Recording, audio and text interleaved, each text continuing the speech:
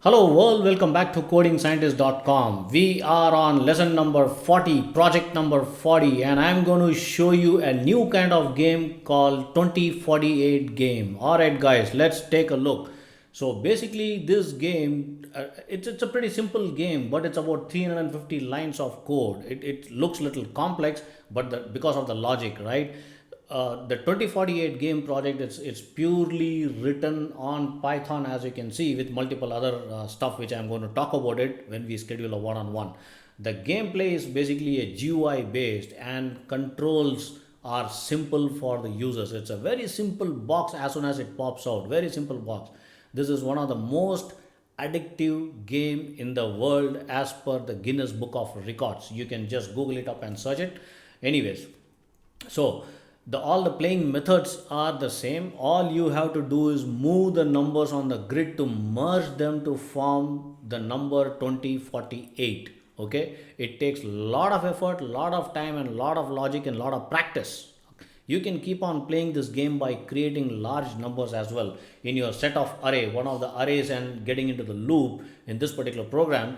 You can add, instead of 2048, you can add 204868. You can make it more lengthier. The number of displays is just 2 or 4 in this particular case.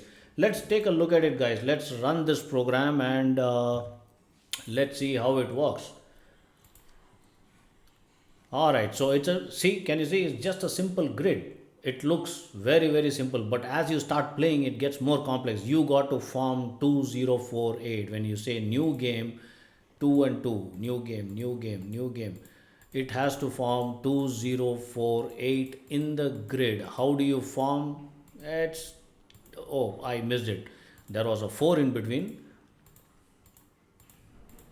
Let's see. So we got to, it takes quite a while to get used, guys. It takes quite a while to get used. Anyways, so you can basically add a lot of colors, and again voice. You can add the number what is being reflected, convert that into voice engine as well. So that is also possible. We can do ton loads of things here.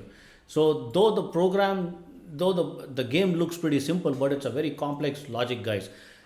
And I'm, as usual, I'm using tickinter and random and time, and there is ton loads of logic being written. Especially, I had created multiple classes and multiple functions here. I will talk about this in detail when we get along one on one. I will be very happy to coach you and guide you how to do it and how to logically think and write all this gaming application. It's not a rocket science. You guys can do it.